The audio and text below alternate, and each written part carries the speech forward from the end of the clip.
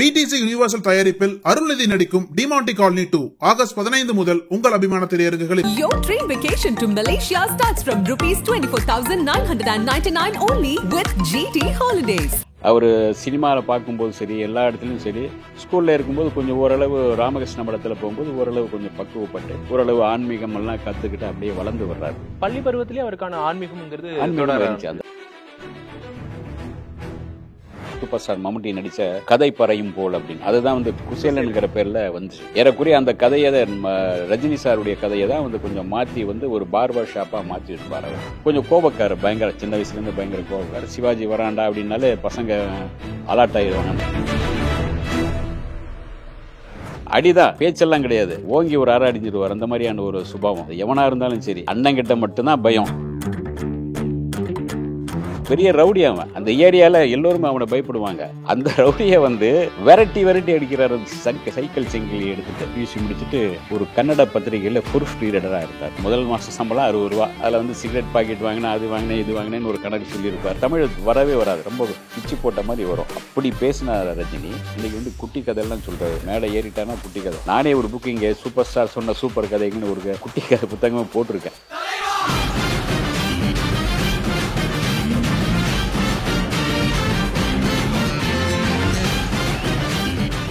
வணக்கம் and welcome to Nakkeeran studios. நான் ராம்குமார். நக்கீரன் ஸ்டுடியோஸ்ல ஒவ்வொரு முறையும் பிரபலங்களுடைய சுவாரஸ்யமான இன்டர்வியூஸ் பார்த்துட்டே இருக்கும். அதே மாதிரி சுவாரஸ்யமான பல சீரீஸ் பார்த்துட்டு இருக்கோம். அந்த தொகுப்புல இந்த தடவை பார்த்தீங்க அப்படின்னா உங்களுக்கு பிடித்தமான பல பிரபலங்கள், அதே மாதிரி தொழில்நுட்ப கலைஞர்கள்னு உங்களுக்கு பிடித்தவங்களை பத்தின தெரியாத பல விஷயங்களை பத்தி நம்மளோட பகிர்ந்துக்க வந்திருக்காரு பிரபல எழுத்தாளர், கலைமாமணி திரு சபிதா ஜோசப் அவர்கள். சார் வணக்கம். வணக்கம் சார். எப்படி இருக்கீங்க சார்? நல்லா இருக்கேன் சார். ரொம்ப மகிழ்ச்சி சார் உங்களை சந்திக்கிறதுல. நன்றி சார். நக்கீரனுடைய பதிப்பகம் மூலமா நிறைய புத்தகங்கள், உங்களுடைய புத்தகங்களை நாங்க படிச்சிருக்கோம். தெரியாத பல சுவாரஸ்யமான கதைகளை, நிறைய இன்ஃபர்மேஷன்ஸை உங்களோட புத்தகங்கள்ல ஒவ்வொரு முறையுமே பார்த்துருக்கோம். நம்மளுடைய சீரீஸ்லயுமே பார்த்தீங்க அப்படின்னா நிறைய சினிமா பிரபலங்களை பத்தின தெரியாத பல சுவாரஸ்யமான விஷயங்களை நம்ம கலந்துரையாட போறோம். அதுல முதலாவதா திரு ரஜினிகாந்த் அவர்கள். ரஜினிகாந்த் அவர்கள் அப்படின்னாலும் கிட்டத்தட்ட 3-4 தலைமுறைக்கும் தெரிந்த ஒரு சினிமா பிரபலமா இருக்காரு. இந்தியாவை தாண்டி உலகம் முழுவதும் அவரை தெரிஞ்ச நிறைய பேர் இருக்காங்க. அவரை பத்தின தெரியாத பல சுவாரஸ்யமான விஷயங்கள் உங்ககிட்ட இருந்து நாங்க ஆரம்பிக்க போறோம். ரஜினிகாந்த் அவர்களுடைய பெங்களூரு வாழ்க்கை அது எப்படிப்பட்டதா இருந்துச்சு? எந்த குடும்பத்திலிருந்து அவர் வந்தாரு? ரஜினிகாந்தனுடைய வந்து இப்போ ஒரு 40 வருஷமாக ஒரு சூப்பர் ஸ்டாராக இருக்கார். 40 ஆண்டு கால சூப்பர் ஸ்டாராக இப்போ இருக்கார். ரஜினி சாருடைய பிறந்த ஊருன்னு பார்த்தீங்கன்னா எங்கள் மண்ணின் மைந்தன் தான் சொல்லணும். ஏறக்குறைய கிருஷ்ணகிரி மாவட்டத்தில் தான் அவங்க நொச்சி பக்கம் தான், நொச்சிக்குப்பம் அப்படிங்கிற இடத்துல தான் அவங்க பூர்வீகம். அதுதான் அந்த பூர்வீகம். இப்போவும் அந்த வீடுகள்லாம் அங்கே இருக்குது. அந்த பூர்வீக வீடெல்லாம் இருக்குது அங்கே. அந்த பூர்வீகம் அங்கே தான் இருந்தாங்க. அதுக்கு பிறகு அவங்க அப்பா வந்து பெங்களூர் போயிட்டார். பெங்களூரில் போயிட்டு அவர் வந்து அங்கே இன்ஸ்பெக்டராக வேலை பார்த்தார்.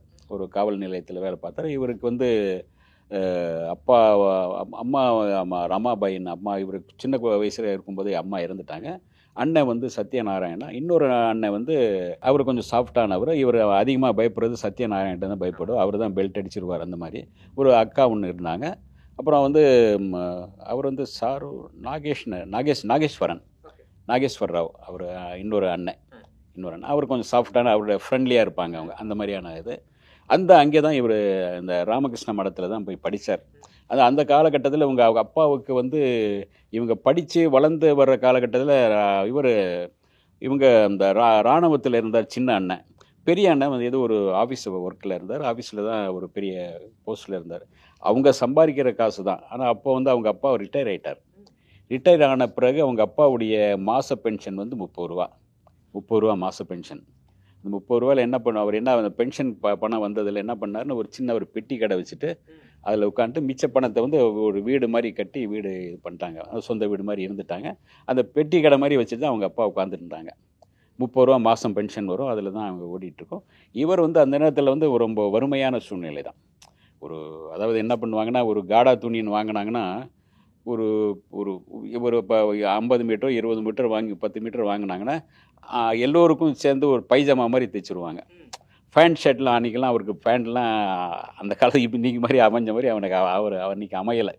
ஒரு வறுமையான சூழலுங்கிறனால சாதாரண ஒரு ஏழ்மையான குடும்பத்தில் எப்படி இருப்பாங்க அந்த மாதிரியே அவங்களுக்கு வந்து அந்த ஒரு பைஜாமா குருதா ஒரே மாதிரியான காஸ்டியூம் எல்லோருக்கும் 4 பேர் 3 பேருக்கு எல்லோருக்கும் சேர்த்து. ஆமாம், இதே மாதிரி தான் அவர் அந்த மாதிரி தான் ஒரு சூழலில் தான் வளர்றாரு. சின்னதாக ஒரு ரொம்ப பெருசாக இது இல்லை.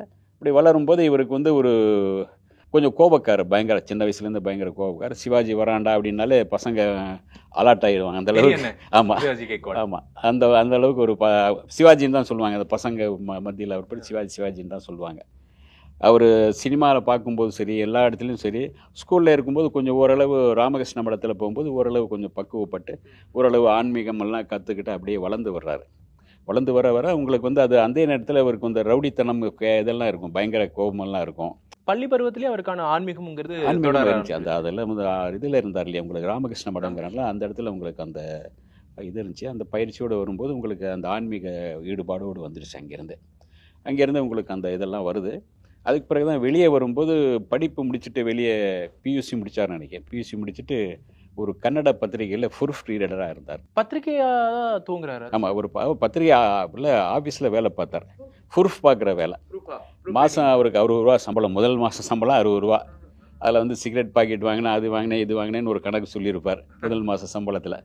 அப்படி நண்பர்கள் வட்டம் ஒரு பெருசாக இருக்கும். அதுக்கு பிறகு நண்பர்கள் வட்டத்தில் இருக்கும்போது ஜாலியாக சுற்றிட்டு இருப்பார். நான் நண்பர்கள் கூட வந்து ஒரு எம்ஜிஆர் படம் விரும்பி பார்ப்பார் நிறைய. இங்கே வரும்போது ஆக்ஷன் படங்கள் விரும்பி பார்க்கக்கூடிய சூழலில் வைப்போம். ஆக்ஷன் பிளாக் எம்ஜிஆருடைய படங்கள் அதிகமாக இருந்துச்சுன்னா இவர் அந்த தேட்டரில் இந்த இது ஓடுவாங்க பாருங்கள், ஃபுல்லாக க்யூ நின்றுடும் இல்லையா, அந்த தலைக்கு மேலே ஏறி அந்த இதில் பண்ணியிருப்பார் பாருங்க. எந்த படம் வந்து மன்னனில் பண்ணியிருப்பார். அந்த மாதிரி தான் அது ஒரு இவர் வந்தாலே அப்படியே சிவாஜி வந்துட்டாடா அப்படின்ட்டு இவங்க என்ன பண்ணுவாங்கன்னா விட்டுருவாங்க. இல்லாட்டி ஒரு தலைக்கு மேலே ஏறி போவார். அந்த மாதிரிலாம் பண்ணுவார். அதில் வந்து அடிதான், பேச்செல்லாம் கிடையாது, ஓங்கி ஒரு அரை அடிஞ்சிடுவார். அந்த மாதிரியான ஒரு சுபாவம். அது எவனாக இருந்தாலும் சரி, அண்ணங்கிட்ட மட்டும்தான் பயம். இதெல்லாம் வந்துட்டு அந்த வெளியே நைட்டில் வந்து என்ன அண்ணன் வர்றதுக்கு முன்னாடி டக்குன்னு சாப்பிட்டு தூங்கிடுவார்.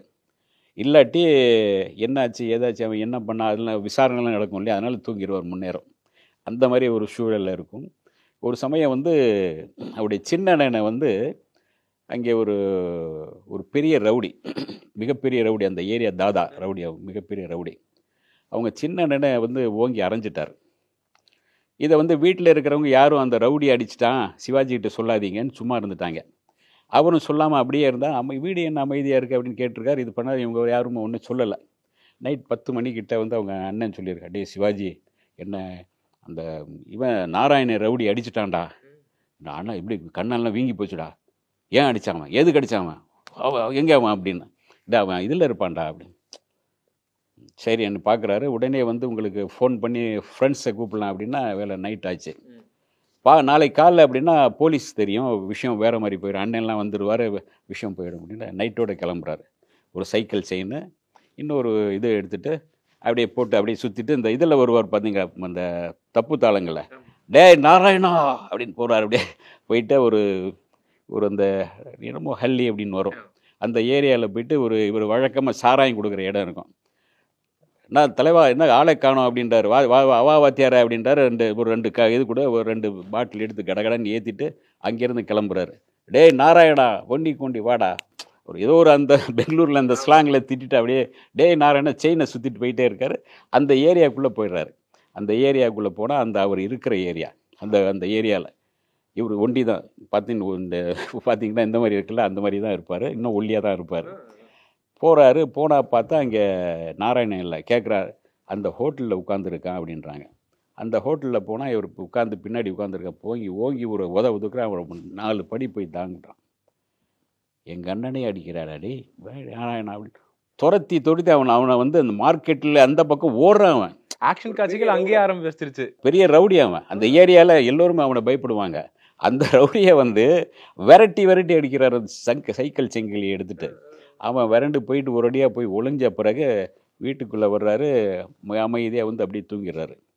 காலில் எழுந்திரிச்சு அவங்க அண்ணனுக்கு தெரியுது, ஏன்டா போய் அவனை போய் அடித்தேன், அவன் ரவுடி நாளைக்கு வீட்டாண்ட வந்து தாக்குற, அதெல்லாம் பண்ண மாட்டான் அப்படின்னு. அடிக்க அவன் இந்த பக்கம் திரும்பி வரமாட்டாங்கிற மாதிரி அது அந்த நாளும் அந்த முடியலை, அது கூட போயிருது. அது இந்த ஒரு சம்பவம். இது வந்து ஒரு ரவுடியே அடிக்கக்கூடிய அண்ணனுக்காக ஒரு சரக்கு போட்டார்னா 2வது 3வது மனுஷனை மாறிடுவார். கோபம் வந்துச்சுன்னா அவ்வளோதான். அதாவது அவர் பேசும்போதே நீங்கள் வந்து இது நல்லா இருக்குல்ல, இந்த 5 நல்லா இருக்குல்ல, ஆமாம் நல்லா நீங்கள் ஆமாம் ஆமான்னு சொல்லிடணும், அவ்வளோதான். இல்லை 5 இல்லை சார், அது 3 தான். டக்குன்னு அந்த அந்த அந்த பொறுக்கித்தனமான கோபம் வந்து டக்குன்னு முகத்தில் வந்துடும். இப்போவும் அப்படி, ஆமாம் ஆமாம் சார் 5 தான் சார் அது அப்படின்னு சொல்லிட்டு ஒரு 5 நிமிஷம் கழிச்சு, சார் அது 3 தான். ஆமாம்ல ஆமாம்ல ஆமாம்ல அப்படின்னு அந்த சுபாவம் உடையவர் தான் அவர். டக்குன்னு மாறி அந்த இதுதான் உங்களுக்கு. அதே மாதிரி உங்களுக்கு அது அங்கேயே இன்னொரு சம்பவம் நடக்குது. இவருடைய ஃப்ரெண்ட்ஸு 2-3 பேர் சேர்ந்து ஏதோ ஒரு பொண்ணை வந்து கலாட்டா பண்ணிடுறாங்க. இவர் ஏதோ ஒரு கலாட்டா பண்ணிடுறாரு. அந்த பொண்ணை பார்த்து விசில் அடித்து அதை கலாட்டா பண்ண உடனே அந்த பொண்ணு ஒரு ராமகிருஷ்ண ஏதோ ஒரு மடத்தில் போய் உள்ளே போட்டுட்டு அந்த இருக்கிற பசங்க தான் போலீஸ் ஸ்டேஷனில் புகார் பண்ணிடுது. அப்புறம் இவருடைய ஃப்ரெண்ட்ஸ் 3 பேரெல்லாம் கூப்பிட்டு போயிட்டு போலீஸ் ஸ்டேஷனில் நைட்டில் உட்கார வச்சிடறாங்க. காலையில் எந்திரிச்சு உங்கள் அண்ணன் உங்கள் வீட்டில் உங்கள் அம்மா அப்பா கூப்பிட்டு வந்தால் தான் உங்களை விடுவேன்னு போலீஸ்காரன்னு சொல்லிடுறாங்க. எங்கள் அண்ணனை கேட்டார், அவ்வளோதான் சாகடிச்சிருவாடா, வேணாண்டா, சொல்ல வேண்டாண்டா, யாரும் வர வேண்டாம்டா, நாமளே போயிடலாம் அப்படின்னு கெஞ்சி கூத்தாடி போயிடலாம் அப்படின்னு பசங்கிட்ட சொல்கிறாரு. அண்ணனுக்கு தெரியக்கூடாது அப்படின்னு. ஒரு வழியாக காலையில் எழுந்திரிச்சு அவங்க பசங்களோட ஆட்கள் வந்தாங்க. இவங்க வந்து எங்கள் அண்ணன் வந்து அவர் காட்டிக்காமல் அப்படியே தப்பிச்சு வெளியே வந்துடுறார். இந்த மாதிரி ஒரு நைட் முழுக்க உங்களுக்கு அந்த சிறைக்குள்ளே இருந்தார். ஒரு சின்ன கலாட்டா தான் அது. ஒரு நாள் முழுவதும் ஒரு நைட்டு ஃபுல்லாக இருந்திருக்கு. 4-5 பேர் இவங்க சேர்ந்து, இந்த நண்பர்கள் சொன்ன விஷயந்தான் இது. அப்போ அங்கே வந்து ஒரு பஸ் கண்டக்டராக அவர் மாறாரு. அப்போ வந்து அவருக்கு மாத சம்பளம் 400 ரூபா. மாத சம்பளம் 400 ரூபாய்க்கு வந்துடுறாரு. அதுக்கு பிறகு அந்த 400 ரூபாய்க்கு அந்த சம்பளத்தில் வந்து உங்களுக்கு அந்த பஸ் கண்டக்டராக மாறும்போது அப்போவே பயங்கர ஸ்டைலிஷ்டாக வந்த இந்த படத்தில் பார்த்தீங்கன்னா அந்த பாட்ஷா. பாட்ஷாவில் உங்களுக்கு வந்து அந்த ஒரு சீன் இந்த மாதிரி ஒரு கண்டக்டராக நடிச்சிருப்பார். ஆனால் நான் படத்தில் பெரும்பாலும் நடிக்கல, இந்த மாதிரி நடிச்சிருப்பார். அந்த மாதிரி அப்போவே ஸ்டைலாக விசில் தான் அப்படி அப்படின்னு விசில் அடிப்பார். இந்த கையால் இப்படி அடிக்க மாட்டார். அந்த பாட்டுக்கு நடுவில் வருவார். அந்த அளவுக்கு அந்த பஸ்ஸில் அந்த மாதிரி ஸ்டைலாக இது பண்ணுவார். எல்லோருக்கும் அந்த டிக்கெட்லாம் இது பண்ணுறதெல்லாம் நல்லா பண்ணிக்கிட்டு இருப்பார். ஸ்டைலாக படிக்கட்டில் நின்றுட்டு இதெல்லாம் பண்ணுவார். கொஞ்சம் நல்லா ஜாலியாக இது பண்ணுவார். இவருடைய கண்டக்டராக இருந்த அந்த அவருடைய டிரைவராக இருந்தார்ல அந்த ராவ் பகதூராக இவருடைய வாழ்க்கையே திருப்பி போட்டவர் அவர் தான் ஏறக்குறைய. நீங்கள் வந்து மலையாளத்தில் ஒரு படம் வந்துச்சு, மம்முட்டி சூப்பர் ஸ்டார் மம்முட்டி நடித்த கதை பறையும் போல் அப்படின்னு. அதுதான் வந்து குசேலனுங்கிற பேரில் வந்துச்சு. ஏறக்குறைய அந்த கதையை ரஜினி சாருடைய கதையை தான் வந்து கொஞ்சம் மாற்றி வந்து ஒரு பார்பர் ஷாப்பாக மாற்றிட்டு இருப்பார் அவர். அந்த கதையை தான் இவர் ஒரு நாள் வந்து 2 பேரும் ஒரு நாடகத்தில் நடிக்கிறாரு. நாடகத்தில் நடித்து சூப்பராக நடித்த உடனே சிவாஜி அமர்க்கலமாக நடிச்சிட்டேயா, நடிச்சிடாடா, நீ வந்து இங்கே இருக்க வேண்டாம், நீ சினிமாவுக்கு போயிடா, அங்கே போடா, நீ எப்போ தான் நீ இதுக்கெல்லாம் சரிப்பட்டு வராது, நீ சினிமாவுக்கு போடா. சினிமாவுக்கு எங்கடா போகணும் அதெல்லாம் இப்போ அப்படின்னு மறுநாள் என்ன வந்து உனக்காக இன்றைக்கி இது வரைக்கும் நான் குடிக்க மாட்டேன், இன்றைக்கி நான் குடிக்கிறேன் அப்படின்றார். உனக்காக நான் குடிக்கிறேன், நீ என்ன பண்ணுற, இந்த சினிமா அந்த இது போயிருக்கல இப்போ ஃபிலிம் ஸ்டூடியோ அந்த திரைப்பட கல்லூரிக்கு நீ உடனே எழுதி போடுற, இது பண்ணுற அப்படின்றார். சரின்னு பார்த்தா அவருடைய நண்பருக்காக திரைப்படங்கள் வந்து அந்த இதை ஃபார்ம் வர வச்சு இது பண்ணி கொடுக்குறாரு. ஃபார்ம் இது பண்ணுறாங்க. அவர் செலக்ட் ஆகிட்டு அங்கே போகிறார்.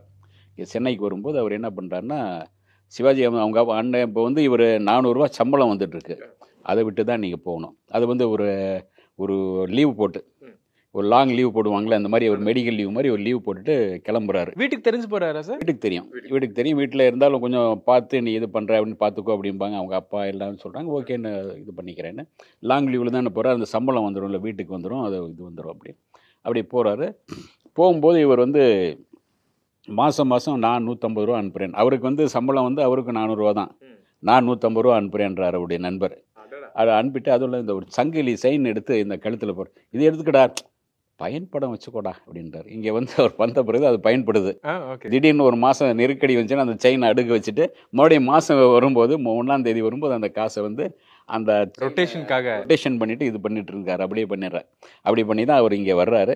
இங்கே வந்து தான் உங்களுக்கு வந்து அந்த சினிமா வாய்ப்புகளை அதை வந்து ஃபிலிம் இன்ஸ்டியூட்டில் வந்து 12B இல்லை இந்த அம்ஜிக்கரையிலேருந்து இதுக்கு வருவார். நம்ம மவுண்ட் ரோட்டில் அந்த இங்கே தான் இருந்துச்சு அந்த ஃபிலிம் இன்ஸ்டியூட். அங்கே வந்து இன்ஸ்டியூட்டில் அப்படியே கற்றுக்கிட்டு இவர் ஒரு கூட ஒரு 4-5 பேர் நிறைய பேர், அந்த ஆட்கள் எல்லாமே உங்களுக்கு இந்த வள்ளியில் நடிச்சிருப்பாங்க சில பேர், அவங்கெல்லாம் இவர் கூட நடித்தவங்க, படித்தவங்க, அந்த திரைப்பட கல்லூரி மாணவர்கள் அவர் கூட படித்தவங்க. அதனால் வந்து அதில் அங்கே தான் வந்து பாலச்சந்திரன்லாம் வர்றாங்க, இது பண்ணுறாங்க. பாலச்சந்திரன் மீட் பண்ணி தான் அங்கே தான் அவர் வாய்ப்பு பெறார். இதான் வாய்ப்பு பெறும்போது முதல்ல அவருக்கு வாய்ப்பு தரும்போதே பாலச்சந்தர் வந்து ஒரு 3 படங்களுக்கு வாய்ப்பு தர்றார். எப்போ அவங்களுடைய முதல் சந்திப்பு நடக்குது சார்? எந்த மாதிரி ஒரு சூழ்நிலையில? அவர் ஃபிலிம் ஸ்டூடியோவில் வந்து ஒரு நாள் பாலச்சந்தர் வந்து ஒரு இது பண்ணுறாரு, ஒரு ஸ்பீச் பண்ணும்போது இவர் ஒரு கேள்வி கேட்குறார். எல்லோரும் ஒரு வழக்கமான கேள்வி கேட்கும்போது ஒரு வித்தியாசமாக கேட்குறார். ஒரு நடிகன் சினிமாவை தாண்டி எப்படி இருக்கணும்னு கேட்குறாரு.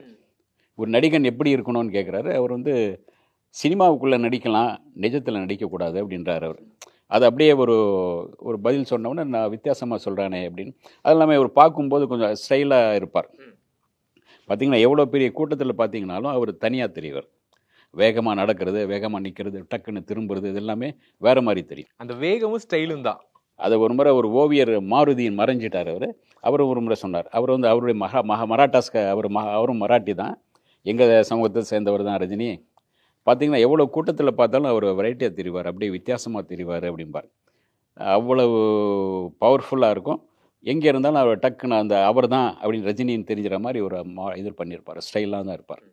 அந்த மாதிரி உங்களுக்கு அந்த ஸ்டைலோடும் ஒரு பரபரப்பாக இருக்கும்போது சரி ஒரு நாள் வந்து ஒரு நாடகத்தில் நடித்து காட்ட சொல்கிறாங்க. இவருக்கு வாய்ப்பு கொடுக்குறாங்க பாலச்சந்தர். ஒரு ஏதாச்சும் ஒன்று நீங்கள் செஞ்சு நடித்து காட்டுன்னு சொல்லும்போது இவர் ஒரு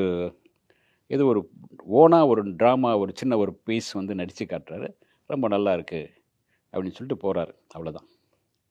அதுக்கு பிறகு இவர் வந்து என்ன பண்ணுறாரு, இதெல்லாம் நடித்து கல்லூரியெல்லாம் பாஸ் ஆகிட்டு முடியுது. மறுபடியும் வந்து உங்களுக்கு வந்து லைஃப் ஆரம்பமாகுது. அதே சமயத்தில் இதில் பெங்களூர்லேருந்து ஒரு அவசர தந்தி வருது, மிரட்டலான தந்தி. நீ இத்தனை நாள் லீவ் போட்ட, உன்னை வேலையிலேருந்து தூக்க போகிறாங்க வா அப்படின்னு சொல்லிடுறாங்க. அதாவது இத்தனை நாள் வந்து மறைமுகம் லீவ் போட்டு தானே சுற்றிட்டு இருந்தேன், போகிறாரு. அதே ட்ரெயினில் பிருந்தாவன் எக்ஸ்பிரஸில் ஏறி போகும்போது அப்போது வந்து பெரிய ஒரு வயசான 2 பேர் உட்காந்துருக்காங்க. இவருக்கு வந்து கண்டக்டர் வேலை தானே பெருசாக என்ன அப்படிங்கிற மாதிரி ஒரு அலட்சியத்தில் தான் ஆரம்பத்தில் இருந்தார். அவரே சொல்கிறார், அது சொல்கிறார், அலட்சியமாக தான் இருந்தேன். அந்த ட்ரெயினில் உட்காந்துருக்கும்போது 2 பேர் உட்காந்து ஒரு வயசான 2 பேர் பேசிகிட்டு இருக்காங்க, கணவன் மனைவி பேசிட்டு வரும்போது சொன்னாங்க, இல்லைப்பா ரொம்ப நாள் ஆச்சு, திருப்பதிக்கு நாங்கள் போயிட்டு வந்தோம். என் பையன் படிச்சுட்டு வேலை கிடைக்காம இருந்தது. ஒரு வழியாக இப்போ தான் ஒருத்தருக்கு 10,000 ரூபா லஞ்சம் கொடுத்து 10,000 ரூபா கொடுத்து என் பையனுக்கு வேலை வாங்கி கொடுத்தேன். கண்டக்டர் வேலைக்கு 10,000 கொடுத்து நாம் 1 பைசா கொடுக்காம வாங்கிட்டோம். ஈஸியாக கிடைச்சிச்சு. ஆமாப்பா, கிடைக்கிறது இல்லை சில இல்லை. ஒரு கவர்மெண்ட் ஜாப்பில் எவ்வளோ பெரிய வேலை அது.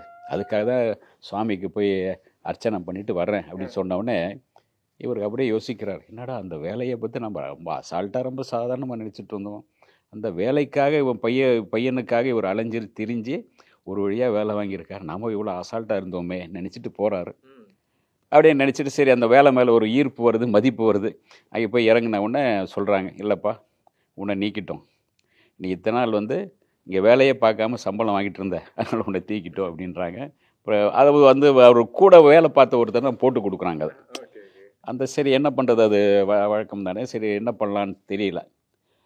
அப்படியே இது பண்ணுறாரு. சரி மெட்ராஸுக்கு போகணும்னு மெட்ராஸில் வர்றாரு. மறுபடியும் எங்கேயோ என்ன பண்ணலாம் இது பண்ணலான்னு தெரியாமல் வாய்ப்புகள் கேட்டு அலைய ஆரம்பிக்கும்போது அவங்களுக்கு வந்து அவருடைய நண்பர்கள் இருந்தாங்களே, நண்பர் கூட அந்த படிக்கிற காலகட்டத்தில் திரைப்பட கல்லூரி நண்பர்கள் இங்கே இருந்தாங்க சில பேர்.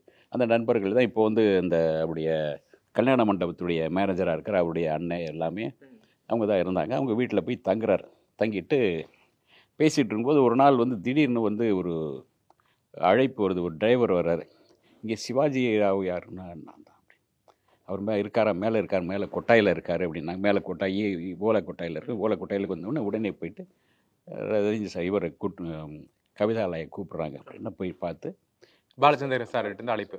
பாலச்சந்தர் சார் வந்து உன்னை வந்து ஒரு நான் படத்துக்கு இது பண்ணியிருக்கேன்பா, அபூர்வ ராகங்கள் அப்படின்னு 3 படங்களுக்கு புக் பண்ணுறாரு. அபூர்வ ராகங்கள், அப்புறம் பூனா ஒரு கேள்வி கூட, இன்னொரு அந்துல கதா அப்படின்னு அவள் ஒரு தொடர் கதையுடைய கன்னட ரீமேக். அது 3 படத்துக்கு முதல் சம்பளம் 500 ரூபா முதல் படத்துக்கு. கமலை விட இவர் அதிகமாக வாங்கிட்டார். கமல் 150 ரூபா 350 ரூபா தான் வாங்கினார். ஏன்னா கமல் அதிகமாக நடிச்சிருந்தார் அரங்கேற்றம்ல, இவர் கம்மியாக தான் நடிச்சிருப்பார் இதில். ஆனால் 500 ரூபா சம்பளம் முதல் சம்பளம். ஏன்னா இவர் வந்த நேரம் கடந்து தானே அவருக்கு பிறகு தானே வர்றாரு. அவர் 1975 வர்றான்னு நினைக்கிறேன் வர்றாரு. அதில் வந்து முதல் படம் அதில் பண்ணும்போது உங்களுக்கு வந்து அவர் தான் அதில் வந்து அவருக்கு தமிழ் அப்போ தெரியாது. அவருடைய தமிழ் இப்போ வரைக்குமே பாத்தீங்க அப்படின்னா கொஞ்சம் மாறுபட்டு இருக்கும், ஆனா எல்லாரும் ரசிக்கும்படியா இருக்கும். அப்ப அந்த ஆரம்ப காலகட்டத்துல அவர் மத்தவங்களோட பேச்சு அதெல்லாம் எப்படி இருந்துச்சு? அவர் எங்க தமிழ் கத்துக்கிட்டாரு? இல்லை, அவரே சொன்னார், மூட்டை தூக்கும்போது இது கண்டு தூக்கும்போது எல்லாம் கற்றுக்கிட்டேன். தூக்கு தூக்கு அப்படிம்பாங்க, தள்ளுறா தள்ளுறா அப்படிம்பாங்க. இந்த வார்த்தைகள்லாம் இருக்கு இல்லையா, அதுதான் இந்த மாதிரி தூக்குங்கிறதா முதல் வார்த்தை நான் கற்றுக்கிட்ட தமிழ் அப்படின்னு சொல்லுவார். அந்த மாதிரி தான் அதை கற்றுட்டு இருப்பார். அதில் அவரே ஒரு நேர்காணலில் சொல்லியிருப்பார், எனக்கு இங்கே சென்னைக்கு வரும்போது பாஷை தெரியாது, அப்புறம் வந்து அழகு கிடையாது, நான் ஒன்றும் பெரிய அழகு கிடையாது, அப்புறம் வந்து எனக்கு சம்பளமும் கிடையாது, மாத சம்பளம் அங்கே வந்துட்டு இருந்தது 400, அதுவும் கிடையாது இப்போது. ஆனால் நான் சென்னைக்கு வந்தப்போ தமிழ் மக்கள் என்னை ஏற்றுக்கிட்டாங்க, அவங்க புண்ணியத்தில், ஆண்டவன் புண்ணியத்தில் நான் வந்து இன்றைக்கி சூப்பர் ஸ்டார் ஆகிட்டேன் அப்படின்னு சொல்லியிருப்பார். அதனால் அவருக்கு எனக்கு சொந்த பாஷையும் கிடையாது, பாஷை வந்து தமிழ் வரவே வராது, ரொம்ப கதை இருக்க பிச்சு போட்ட மாதிரி வரும்.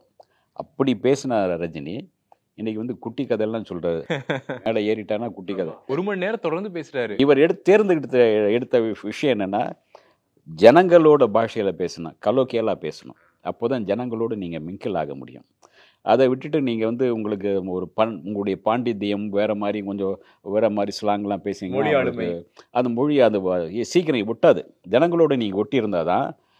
எம்ஜிஆருடைய சக்ஸஸ் என்னென்னா ஜனங்களோடு ஒட்டி இருந்தார், ஜனங்களோடு சேர்ந்து இருந்தார். அதனால தான் அவர் இன்னைக்கு வரைக்கும் பேசப்படுறார். அதே மாதிரி தான் நீங்கள் ஒரு கலோக்கியலான ரொம்ப சாதாரண ஆளாக கூடவே இருக்கும்போது தான் உங்களுக்கு ஈஸியாக மக்கள் மகத்தில் போக முடியும்னு நினைச்சார். அதே மாதிரி தான் உங்களை எளிமையாக பேச ஆரம்பித்து இன்றைக்கி பார்த்தீங்கன்னா அவர் பேசுகிறது குட்டி கதையோடு, எந்த ஃபங்க்ஷன் இருந்தாலும் குட்டி கதை பேசுவார். நானே ஒரு புக்கு இங்கே சூப்பர் ஸ்டார் சொன்ன சூப்பர் கதைகள்னு ஒரு குட்டி கதை புத்தகமாக போட்டிருக்கேன். அந்த அளவுக்கு குட்டி கதைகளோடு அந்த அளவுக்கு அழகாக தமிழ் பேசக்கூடிய அளவுக்கு வளர்ந்துட்டார்.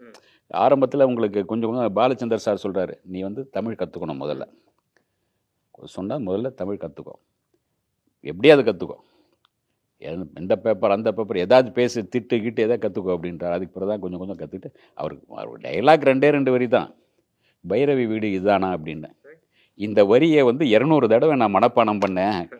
200 தடவை மனப்பாடம் பண்ணி கேமரா முன்னாடி ஆக்ஷன் சொல்லும்போது டக்குன்னு மறந்துடுவார். பாலச்சந்தர் பார்த்தோம்னா ஒரு பதட்டம், ஒரு புளியை பார்த்த மாதிரி பதட்டம் வரும். ஓடி போய் வேகமாக போயிட்டு சிகரெட்லாம் பிடிச்சி ஆசுவாசப்படுத்தி மறுபடியும் வந்து பைரவி வீடுக்கு தானா அந்த கேட்டை திறந்து கமல்ஹாசன். ஆமாம் கேட்க. அப்போ நான் கமலுடைய நடிப்பை பார்த்து மிரண்டு போயிட்டேன். நாம் எப்போ இந்த மாதிரி நடிக்கிறது, என்னம்மா நடிக்கிறார், நான் கேஷுவலாக நான் வந்து இந்த பைரவி வீடு தான் நான் கேட்குறது எனக்கு 200 தடவை பேச வேண்டியிருந்தது அப்படின்னு அந்த இது பண்ணியிருப்பார். ஏன்னா அது முதலுடைய பதட்டத்தில் அவர் நடந்த விஷயங்கள் அப்படி சொல்லியிருப்பார். அந்த முதல் ஷூட்டிங்கும் அவருக்கு பதட்டமாக இருந்தால் கொஞ்சம் இது பண்ணியிருக்கோம். ஆனால் முதல் படமே பார்த்துட்டு நடிக்கிறாரு. அதுக்கு பிறகு இந்த மீசையெல்லாம் தாடியெல்லாம் அந்த கோட்டெல்லாம் பார்த்து ஒரு பெரிய பழைய கோட்டு, அது நாத்தம், பயங்கர நாத்தம் அடிக்கும், போட்டாலே அப்படியே நாரும். கோட்டு வந்து 100 ஏறக்குறைய ஒரு 20 கிலோ இருந்துச்சு அந்த கோட்டு. அந்த விக்கு இதெல்லாம் வச்சு நான் என்னையே அடையாளம் தெரியல. நான் வந்து டப்பிங் பேசும்போது நான் தானா இது, நம்ம போய் இன்னைக்கு நின்றுட்டே இருக்கேன் ஒரு 10 நிமிஷம். பாலச்சந்தர் சார் வந்து பேசலாமா அப்படின்னார். அதுக்கு பிறகு தான் ஓகே சார் அப்படின்னு அப்புறம் தான் பேசினேன் அப்படின்றாரு. அதே மாதிரி உங்களுக்கு இந்த படம் வந்தப்போ முதல்ல இதில் போயிட்டு இந்த நம்ம டி நகர் இந்த தேட்டருக்குள்ள கிருஷ்ணவேணி தேட்டரில் தான் போய் பார்க்குறாரு. அப்போ பார்த்து முதல் முறை ஒரு சின்ன பொண்ணு வந்து, அங்கிள் நீங்கள் தானே அது கண்டுபிடிச்ச உடனே பயங்கர சந்தோஷத்தோடு அந்த பொண்ணுக்கு வந்து பிஸ்கெட்லாம் வாங்கி கொடுத்து ஒரு என்னுடைய முதல் ரசிகை நீ தான் அப்படின்னு சொல்லிட்டு போகிறார். பெங்களூரில் போனால் என்னடா சிவாஜி நீ நடிச்சிருக்கேன்னா எதுவும் பார்க்கவே இல்லைடா, இங்கடா இருக்க அப்படின்னு சொல்லும்போது இதுதான் அப்படின்றார். இந்த பேர் வந்து அவருக்கு பேர் வந்து ஒரு படமெல்லாம் ரெடி பண்ணியாச்சு, உனக்கு என்ன பேர் வைக்கலான்றாரு. சார் எனக்கு சிவாஜி ராவெல்லாம் வேண்டாம், ஏற்கனவே சிவாஜி இருக்கார், ராவெல்லாம் இங்கே வராது, அது தெலுங்கு தான், வேறு மாதிரி பேர் சொல்லு, அந்த மாதிரி இந்த மாதிரி சரத்துன்னு வைக்கலாம், இது வைக்கலாம், அதெல்லாம் வேணாம் அப்படின்னா. ஏற்கனவே நான் ஒரு படத்தில் மேஜர் சந்திரகாந்தில் 2 பேர் வச்சுருக்கேன், ரஜினிகாந்த் ஸ்ரீகாந்த் அப்படின்னு. அதில் ஸ்ரீகாந்த் இருக்கார், நீ ரஜினிகாந்த் இருந்தார். ஓகே சார் ஆசீர்வாதம் பண்ணுங்கன்னு, அதாவது காலில் விழுந்து நல்ல வில்லனாக வரணும்னு ஆசீர்வாதம் பண்ணுங்க சார் அப்படின்னாரு. நல்ல வில்லன் என்னப்பா, நல்ல வில்லனா, நீ பெரிய ஆளாக வருவேப்பா, அதை ஏன் வில்லன் அப்படின்னு சொல்கிறாரு. அவருக்கு ஒரு ஆசை, அப்போ இருந்த ஆசை வந்து அவர் இன்னொரு இடத்துல சொல்லும்போது, நான் என்ன 4 படத்தில் வில்லனை நடிக்கணும், சிகரெட் தூக்கி போட்டு ஸ்டைலாக பிடிச்சிட்டு ஒரு பைக்கு ஸ்கூட்டர் வாங்கி 4 தெரு சுட்டு அப்படியே வரணும் ஜாலியாக, அவ்வளோதான். வேற எதுவும் கிடையாது, வில்லனா நடிக்கணும் அப்படின்னு. அதிகபட்ச ஆசையாவே அதுதான். அப்படிதான் ஒரு சின்ன ஆசையாக தான் இருந்திருக்கும். அந்த பைக் இன்னும் வச்சிருக்காரு, முதல்ல வாங்கின பைக் இன்னும் வச்சிருக்காரு. அந்த காரும் வச்சிருக்காருன்னு நினைக்கிறேன். கார் வந்து பயங்கர ஃபாஸ்ட்டாக ஓட்டுவார், பயங்கர ஃபாஸ்ட்டாக ஓட்டக்கூடிய பைக்கும் அதே மாதிரி தான். அது அந்த அந்த அந்த ஆசை தான். அதுக்கு பிறகு அவர் ஆசீர்வாதம் பண்ண, இல்லைப்பா நீ பெரிய ஆளாக வருவே அப்படின்ற 3 படங்கள் புக் ஆகுறாரு. 3 படத்துலேயும் வந்து உங்களுக்கு வந்து அபூர்வ ராகங்கள், அதில் வந்து இவங்க வந்து ஸ்ரீவித்யா தான் ஜோடியாக நடிக்கிறாங்க. அந்த ஃபஸ்ட்டு ஜோடியாக அவங்க வர்றாங்க. பார்த்தா அவங்களே வந்து 5 விதமாக நடிச்சிருப்பாங்க. அவங்க கூட அம்மாவா, அக்காவா, ஜோடியா, மாமியாரா நடிச்சிருப்பாங்க. அவங்க 5 வகையில் வந்திருப்பாங்க. இதில் வந்து அதுக்கு பிறகு தான் உங்களுக்கு வந்து அவருடைய போனா ஒரு கேள்விக்குறியில் தான் இவரை வந்து இது பண்ணுறாங்க. ஒரு மக்களுக்கு தெரிந்த ஒரு முகமா அப்பதான் மாறுறாரு. 3 முடிச்சிலே அவருக்கு மக்களுக்கு தெரிஞ்ச முகமா மாறி, அதிலே ஒரு ஸ்டைல், அவருடைய வந்து ஒரு வில்லனுடைய ஸ்டைலை ரசிக்க ஆரம்பிக்கிற இவருடைய ஸ்டைலில் தான். வில்லத்தனமான ஒரு ஸ்டைலை வந்து ரசிக்க ஆரம்பிக்கிற இதில் தான். உங்களுக்கு போனா ஒரு கேள்விக்குறி, அப்புறம் இன்னொரு இந்த காயத்ரி, அதில் வந்து ஒரு ஸ்டைலாக வந்து ஒரு ஸ்ரீதேவி மேலே அப்படி பாஞ்சி படுப்பார் பாருங்க. அது ஒரு பயங்கர ஸ்டைலாக வரவேற்பு கிடைச்சிருக்கும். பயங்கர விசில் அடிப்பாங்க. ஒரு வில்லன் வந்து ரேப் பண்ணுற மாதிரி போவான், அதை விசில் அடித்து ரசிப்பாங்க ஜனங்க. அந்த அளவுக்கு ஒரு இது பண்ணியிருப்பாங்க. அந்த மாதிரி அதில் வந்து உங்களுக்கு இதில் தான் அவருக்கு ஒரு லேசாக அவருடைய ஹீரோவாக நடிக்கிற இவர் வந்து சிவகுமார் வந்து வில்லனாக மாறுறாரு. இவர் வந்து ஹீரோவாக நடிக்கிறார் அந்த இதில் போனா ஒரு கேள்விக்குறியில். அப்போ போனா ஒரு கேள்விக்குறி தான் நினைக்கிறேன். அவருக்கு வந்து முதல் படத்தில் சம்பளம் வந்து 500 ரூபா, 2வது படத்தில் 2000 ரூபா, அதுக்கு பிறகு 3000 ரூபா. அதுக்கு பிறகு வந்து உங்களுக்கு 16 வயது நிலையில் நடிக்கும்போது இவருக்கு 5000 ரூபா கேட்டார். 5 நாள் கால் ஷீட்டு. அவர் 2000 ரூபா 3000 ரூபா தான் தருவேன்னாரு. 2500 ரூபா தான் தருவேன் அப்படின்னு பேசினார் பாரதி ராஜா. 2000 ரூபா தான் கொடுத்தார். இன்னும் 500 ரூபா கடன் அப்படின்னு சொல்லிட்டு இருக்காரு அவர். இந்த கடன் இன்னும் தீர்க்கலை அவர் பாரதி ராஜா, இன்னும் கொடுக்க மாட்டார், விட்டுருங்க அதோட. அந்த மாதிரி அதில் அதுக்கு பிறகு வந்து இவருக்கு வந்து போனா ஒரு கேள்விக்குறி தான் நினைக்கிறேன். அதில் வந்து முதல் முறையாக அவருக்கு 5000 ரூபா சம்பளம். 5000 ரூபா சம்பளம். அப்போது வந்து இவர் எஸ்பி முத்துராமன் சார், அப்புறம் இவங்க பஞ்சவர்ணாசலம் அந்த கூட்டணியில் வரும்போது முதல்ல கொஞ்சம் நடித்து காட்ட சொல்கிறாங்க. பாலச்சந்தர்கிட்டே நடித்து நம்ம பாஸ் வாங்கிட்டோம், மறுபடியும் நடித்து காட்ட சொல்கிறாங்களேன்னு இது ஏற்றுக்கல. சரி ஓகே, நடித்து காட்டு. அதில் 5000 ரூபா சம்பளம் அப்படின்றாங்க. அந்த படம் ஒரு பெருசாக போகுது. அதுக்கு பிறகு தான் அவங்களுக்கு வந்து பைரவியில் வரும்போது அது வரைக்கும் வந்து ஒரு வில்லன், சாதாரண வில்லன், ஒரு வில்லனாக வர்றான் அப்படின்னு தான் நினச்சிட்டு இருந்தாங்க. அவருடைய வரவேற்பு வர வர பார்த்திங்கன்னா வேறு மாதிரி மாறுது. ஒரு ஹீரோவுக்கான, ஒரு வில்லனுக்கு ஹீரோவுக்கான ஒரு என்ட்ரி கிடைக்குது, ஒரு விசில் படுக்குது. அவர் பார்த்தோன்னே ஸ்க்ரீனில் பார்த்தோன்னே அந்த அளவுக்கு ஒரு எனர்ஜியாக இருக்குது, ரசிகர் பட்டாளம் உருவாது. அப்புறம் தான் உங்களுக்கு பைரவியில் வந்து அவருடைய பைரவி வந்து 27வது படம்.